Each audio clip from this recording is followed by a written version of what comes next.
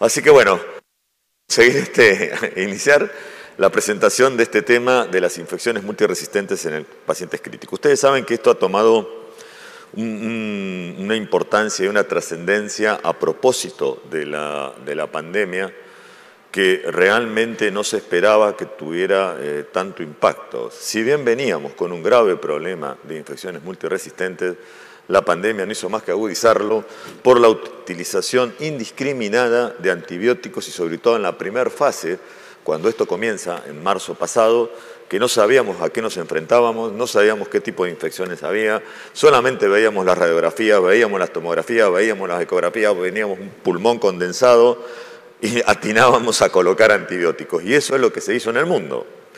Y ahí se creó un grave problema de estas infecciones, más grave de lo que teníamos en la cuestión de cantidad y diversidad de las infecciones.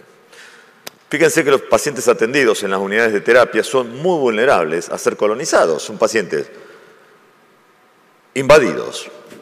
Y cuando digo invadidos en cuanto a la ruptura de las barreras naturales que tenemos. Son pacientes susceptibles por los tratamientos a cualquier tipo de infección. Inmunodeprimidos por tratamiento, o la enfermedad o los tratamientos que le estamos haciendo. Vale decir, todas estas cosas hacen que tengamos estos pacientes infectados con microorganismos multiresistentes, que obviamente va a tener un impacto en la evolución y en el tratamiento de su enfermedad de base. Por favor, cuando falten 2 o 3 minutos me avisan, me interrumpen cuando sea necesario. Si no, puedo estar hablando toda la mañana. Entonces, hay dos conceptos fundamentales y confluyen dos factores. Una son las medidas de control de la infección y la otra, la presión selectiva de los antimicrobianos. Y ahí es donde tenemos que trabajar los intensivistas. No se olviden una cosa que es muy importante. La terapia intensiva es un equipo multidisciplinario de trabajo. Por ende, si el médico cumple o no cumple estas medidas que estamos mencionando, la enfermera cumple o no cumple las medidas, los técnicos, la gente de limpieza, la mucama, si no la cumple alguien, la barrera se rompe. Entonces, todos somos responsables de lo que está pasando con el control de infecciones en estos pacientes. Bueno, es un grave problema que hay que ver y atender. No podemos negar esta situación que está ocurriendo hoy puntualmente a nivel mundial con el tema de la resistencia antimicrobiana. Tan grave es el problema que hoy la Organización Mundial de la Salud está atendiendo y está de alguna manera queriendo generar un programa en estos días de resistencias, de cómo evitarlo, y la realidad es que no hay muchas herramientas, o las que las hay son sencillas, pero la gente no adhiere, y ese es el tema. Los profesionales de la salud nos cuesta adherir a medidas sencillas, medidas que con poquita cosa podrían resolver, entre otras, este problema de una magnitud que está alcanzando, porque no nos quedan herramientas, no nos quedan antibióticos para tratar a los pacientes. Y ese es un grave problema que nos vamos a enfrentar y nos estamos enfrentando porque ya no hay con qué tratar infecciones. Y ustedes saben que producir un antibiótico nuevo son muchos años. Hay líneas de estudios, hay líneas de desarrollo antibiótico, pero no lo van a hacer para hoy ni para mañana. ¿Cómo definimos multiresistencia? ¿A qué nos referimos cuando hablamos de microorganismos multiresistentes? Bueno, incluye dos condiciones. Que existe una resistencia a más de una familia o grupo de antimicrobianos de uso habitual y que esa resistencia tenga relevancia clínica, o sea que suponga o que pueda suponer una dificultad para el tratamiento. A eso nos referimos entonces cuando hablamos de organismos multiresistentes. Entonces, se utiliza para todo tipo de bacterias hospitalarias que desarrollan resistencias múltiples a los antibióticos, capaces o no de originar brotes, y ahí hay un tema, capaces o no de originar brotes, vale decir, esto no es puntual para tal o cual paciente de tal cama, es para toda la unidad. Y cuando hablamos que tenemos organismos multiresistentes, puede estar en el paciente de la cama 1, en el paciente de la cama 5, en el paciente de la cama 10, no pensar que solamente tenemos un paciente que está invadido por tal o cual bacteria. En general, están todos invadidos. Porque si se rompe la barrera para uno, se rompen las barreras para todos. Y tiene mucho que ver con la causa que llevó a ese paciente a estar en la terapia intensiva. Y fíjense ustedes, brotes como Staphylococcus aureus, resistentes a meticilina, los AMR, los RM, los enterococos resistentes a vancomicina, la familia de REB, las enterobacterias productoras de bectalamasa de precio extendido, las famosas BLE, los bacilos gram negativos, no fermentadores, como la Cinetobacter, la Pseudomonas aeruginosa. Bueno, aquí tienen listados en general una gran familia de lo que son hoy los problemas de multiresistencias en las terapias intensivas.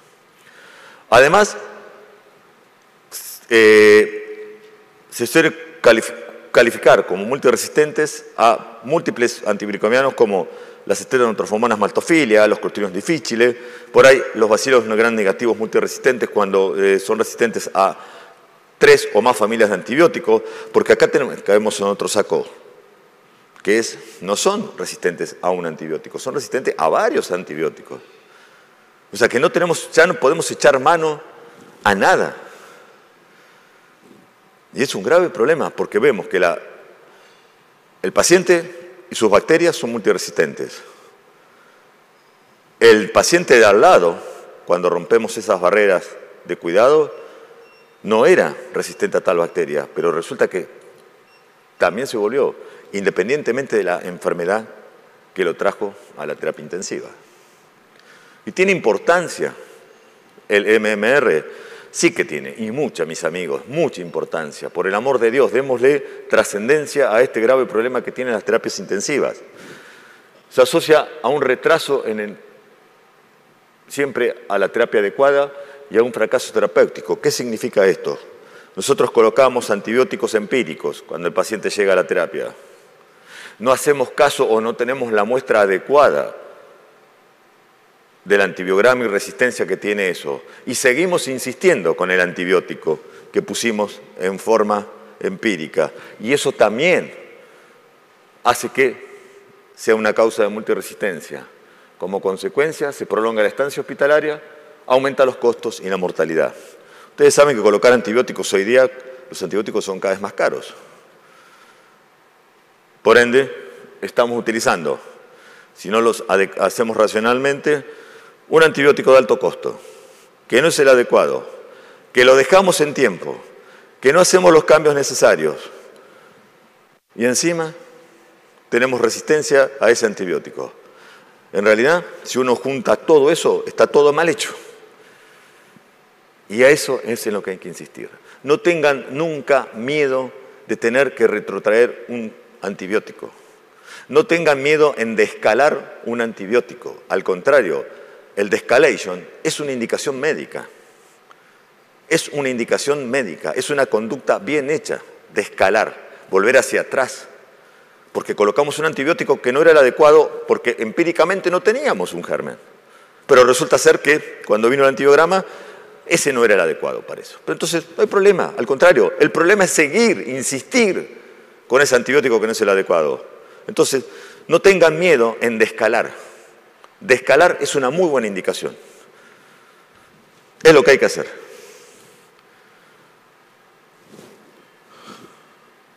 En este informe, la Comisión Europea de Prevención y Control de Enfermedades Infecciosas habla de la repercusión humana y económica que tiene los antibióticos, estrictamente los MMR, que son las responsables de la frecuencia. Y también esto concluye que la resistencia antibiótica en la Unión Europea es alta, que está aumentando, que las consecuencias humanas y económicas son graves. Y esto es una tendencia que está evolucionando en todos los países. Y fíjense un detalle, que no es menor, lo cual no quiero decir que sea atenuante. Surge en los países del primer mundo este problema. Y aumentó ahora con la pandemia. Es un grave problema. Tal es así que ya hay organizaciones que hablan de la nueva pandemia. De la nueva pandemia causado por este problema. Ya no hablan más del COVID. Hablan de este problema. Porque el año que se nos aproxima, vamos a tener con una pandemia que seguramente, quiera Dios, se atenúe, el COVID va a quedar. Pero este problema va a aumentar. Este problema va a aumentar y no tenemos cómo tratarlo. Cada vez menos. Fíjense este detalle, lo que ha ocurrido del año 94, por ejemplo, al 2009. Allí tienen los antibióticos. ¿Cómo ha ido los marcadores de resistencia a diferentes bacterias, a la pseudomonas, con los diferentes colores, y cómo va aumentando la resistencia en los años acá con los colores? Prácticamente no tenemos antibióticos para tratar esto y otros. Pero claro, uno lo ve puntualmente en el día, pero si vemos la trayectoria de esto y vemos cómo ha ido creciendo la resistencia, es alarmante. De la misma manera aquí, fíjense la evolución de la frecuencia de aislamientos en las infecciones intra-UCI de los estáfilos, y los resistencias. De la misma manera, va aumentando.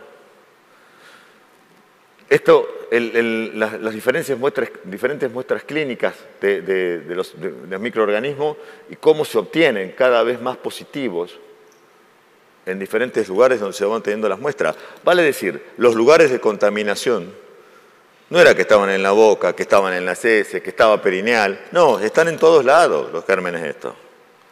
Están en todos lados. O sea, no estamos haciendo caso. Claro, ustedes me dirán, no los veo. Sí, claro que no los veo, son microorganismos, pero tenemos el grave problema. Entonces, cuando colocamos un antibiótico, cuando rompemos las medidas de control, por favor, acuérdense de que el problema existe. Yo no sé si en los lugares que ustedes trabajan tienen personal, enfermeras habitualmente, de control de infecciones. Bueno, si no las tienen, hay que tenerlas. Una enfermera en control de infecciones, un técnico en control de infecciones, es parte del equipo terapéutico, mis amigos. Es parte de la gente que nos va a decir, esto se hace, esto no se hace. Y si se hace mal, hay que marcarlo. Y no tengan problema en que se lo marquen, porque mucha gente, en mi país ocurre, que son tan orgullosos los médicos, que dicen, ¿cómo va a venir la enfermera a decirme si me tengo que lavar las manos? A decirme si tengo que tratar tal o cual paciente de tal forma. Sí, señores, lo tiene que decir. Y el médico tiene que aceptar eso. Por eso la enfermera en control de infecciones, yo soy un acérrimo defensor en mi servicio. Yo tengo 80 camas de terapia intensiva, 60 intensivistas, 120 enfermeras trabajando. Con el COVID pasé las 100 camas. Si yo no tengo enfermeras en control de infecciones, es un desastre. Y cuando venía un médico y me decía, la enfermera tal o cual me dijo que me tenía que lavar mejor las manos. Mira, si no te las lavas, te las corto yo, que soy el jefe, les decía. Pero te las vas a tener que lavar, no lavar, te las corto. Las manos primero y después otra cosa. Y sí, porque realmente es un grave problema. Y si los responsables de esas unidades, de esas salas, de esas divisiones, no tomamos estas conductas, es un desastre. Pero es una conducta del ser humano, mis amigos. Es una conducta, no respetar las reglas. Como cuando hay una guía de trabajo, una guía de tratamiento. Y yo, como soy muy vivo, salto, porque el ser humano, su conducta es no cumplir las reglas. Y esto es una condición humana, independientemente del país, es una condición humana. Entonces voy a probar que tal o cual paso no lo hago. Bueno, ¿sabes qué? No adherís al tratamiento, no estás trabajando acá. Y esa es lo que hay que hacer, porque realmente los problemas después lo tienen los enfermos. Después lo tienen los enfermos. Y nuestro métier, nuestro objetivo como intensivista es que el paciente salga de la unidad de terapia intensiva mejor de lo que entró. Ahora resulta que no sale mejor, sino que además lo matamos. Así de fácil y así de duro lo que estoy diciendo. ¿Qué debemos saber?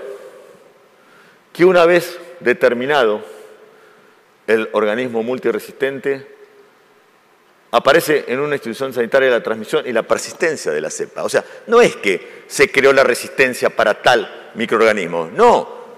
Se crea la cepa y persiste. O sea, que cree otro monstruo más adentro del hospital. Y no solo queda en la terapia intensiva, queda en todo el hospital. Entonces, estoy acabando las municiones que tengo para tratar las infecciones. Entonces ya no tengo con qué tratarlas. Entonces, nos aumenta la mortalidad, nos aumentan las complicaciones, nos aumentan los días de ventilación mecánica, nos aumentan los costos y la gente se muere más. ¿Qué debemos hacer? Bueno, las estrategias para disminuir las infecciones son o deben ser desarrollar programas educacionales dirigidos a optimizar la utilización de antibióticos. No se cansen nunca en insistir en educación. Para esto y para cualquier otra enfermedad de la terapia intensiva. Terapia intensiva es educación permanente.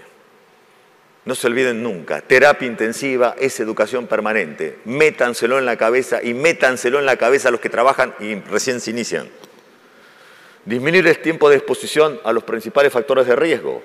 Ventilación mecánica, la cateterización, endovenosis urinaria. Un catéter no es gratuito, estamos rompiendo una barrera. Una sonda no es gratuita, estamos rompiendo la barrera. Entonces, lo menos tiempo posible que el paciente lo necesita. En la recorrida del día a día, también hay que decir y preguntar cuántos días tiene de sonda este paciente, cuántos días tiene este catéter venoso central. Es parte del pase. Esa es la importancia de un pase terapéutico y de condiciones de tratamiento. Mejorar los programas de vigilancia epidemiológica y microbiológica. Tenemos que trabajar muy de la mano con el laboratorio, mis amigos, muy de la mano con el laboratorio, muy de la mano con el microbiólogo, el bacteriólogo, el bioquímico, enfermera de control de infecciones. Si hay infectólogos, mejor aún. Adentro de la unidad de terapia intensiva tienen que estar, en los pases con los intensivistas. Entonces, el implementar una forma rápida de medidas de control, fundamental. No nos tienen que temblar la mano para hacer esto. Al contrario, nos va a temblar la mano cuando tengamos los microorganismos resistentes. Ahí nos vamos a tener que preocupar, pero ya es tarde. Mejorar la tasa de antibiótico-terapia adecuada en tratamientos empíricos. El tratamiento empírico es empírico. ¿Qué significa? Que lo puse porque no sabía que había. Pero, por la situación epidemiológica, de enfermedad, de bacteriología, de la unidad de terapia intensiva, puedo determinar que este paciente tiene tal o cual infección y pongo el antibiótico. Eso es empírico. Ahora, en 48 horas, o depende del sistema que tenga de microbiología, me va a venir que el microorganismo es tal. Y ahí voy a tener que mejorar, disminuir, aumentar, lo que fuere el tratamiento. Y ahí no me tiene que temblar la mano. Al contrario, me tiene que temblar el cuerpo si no hago eso. Porque eso es parte del tratamiento, eso es parte de la indicación médica. Escalar o descalar. No es que puse mal el antibiótico, no señores, puse lo que había que poner. Porque epidemiológicamente significaba eso. Pero resulta que ahora lo tengo que bajar o subir. Bueno, y esa es la sorpresa. Fíjense ustedes, acá, las medidas habitualmente empleadas en el control de los AMR y los ERB. Las medidas generales, ¿no es cierto? No las voy a leer. Y las medidas específicas. Pero cada medida general, como la de identificación de los casos, las medidas de prevención y control de transmisión, etc., va de la mano de una medida específica. Y eso es parte del equipo terapéutico. No es solo que la culpa es de la enfermera, que la culpa es del médico, que la culpa es de tal. No, no busquemos culpables. Los culpables es el equipo de trabajo de la terapia intensiva. Nada más que eso. Así se llama. Con respecto a los gram positivos, bueno, alta incidencia en SAMR, aunque en descenso en los últimos años. Los epidermides son resistentes a la oxacicilina. Hay UCIs en diferentes lugares, por ejemplo, de España, donde los epidermides o los aureos resistentes al linezolid. Y fíjense relacionadas al aumento del consumo. Hay antibióticos que ya no son, que hace una década eran antibióticos que eran fantásticos, unas armas tremendas teníamos, y ya ahora son resistentes. Entonces nos preguntamos, ¿y ahora qué le toca al enfermo? Y sabe que le toca un lanzallamas para matar la bacteria, porque no hay otra cosa, un lanzallamas. Lástima que no tenemos que tratar la bacteria, tenemos que tratar la bacteria y el paciente. Allá el doctor, el colega, está con la cabeza así, se le va a salir, pero se ve que tiene problemas también. Es que es cierto, es serio el problema. Los gran negativos. Por ejemplo, la cianotrato de Maumani, la pseudomonas aeruginosa, los negativos productores de BLE. Fíjense que antes del 2000 era una cuestión, después del 2000 otra cuestión. E insisto, y no quiero cansarlo, estamos terminando quiera Dios, la pandemia COVID y nos está quedando una pandemia que no la podemos tratar. Por lo menos para la pandemia COVID salieron una vacuna, para esto no hay vacuna. Para esto no hay vacuna. Para esto va a haber más muertos. Con cosas que se podrían haber evitado. Pero bueno, es una conducta humana esto que estoy hablando, es una condición humana. Realmente no adherir a las reglas de tratamiento y reglas de cuidado de pacientes. Nada más que eso, Fíjense, no estoy hablando de grandes complejidades, no estoy hablando de grandes tratamientos, no estoy hablando de estudios especiales. A veces estoy hablando de lavarnos las manos. Lo veo a diario, pasan de una sala, de una cama a la otra, de un box a otro, sin lavarse las manos. La enfermera en control de infecciones, doctor, se lava las manos y encima se enojan contra la enfermera. Los médicos. Se enojan, tienen el tupé de enojarse. Claro, cuando estoy presente, ¿te enojas con la enfermera? Muy bien. Ahora vas, te lavas las manos, le pedís disculpa y mañana no venís a trabajar. Estás castigado. Así de sencillo. No me tiembla el pulso, a esta altura de mi vida no me tiembla el pulso, porque sé que es en beneficio del enfermo. ¿Cuál es el objetivo nuestro? El cuidado de enfermos, ¿no? Bueno, esto es cuidar enfermos también. Por ejemplo, la neumonía por Pneumocystis jirovecii. Este microorganismo que hasta le cambiaron el nombre en los últimos años. Un microorganismo que se ve en pacientes inmunodeprimidos, en los HIV estrictamente, y mucho. Mi hospital tiene un centro de HIV muy grande, alrededor de 5.000 pacientes en tratamiento, 4.000 y pico. Y tenemos esta infección muy, muy común. Esta infección que es la infección marcadora de SIDA más frecuentes en pacientes con recuento de CD4 menos de 200. Realmente va muy de la mano con los pacientes a veces que no tienen diagnóstico de HIV y aquellos que lo tienen que no son adherentes a tratamiento o por alguna otra cuestión son pacientes que no le ha ido bien con el tratamiento antirretroviral. Bueno, la mayoría se desconocen de infección de HIV, pero resulta que debutan con esto y con este germen. Y algunos que no adhieren al tratamiento antirretroviral. Y pasó mucho ahora durante la pandemia que muchos pacientes de estas condiciones no iban al hospital por miedo. Pero pasó en todo el mundo. La gente no iba al... ¿Cuántas patologías quedaron sin tratamiento? Gracias. ¿Cuántas patologías pasó acá? Yo entiendo que pasó en mi país, pasó acá. La gente no iba por miedo, o los médicos no atendían otra cosa que no era COVID. Así son los tumores, así son los problemas oncológicos que tenemos. Los tumores que tenían 1 centímetro ahora tienen 10 centímetros.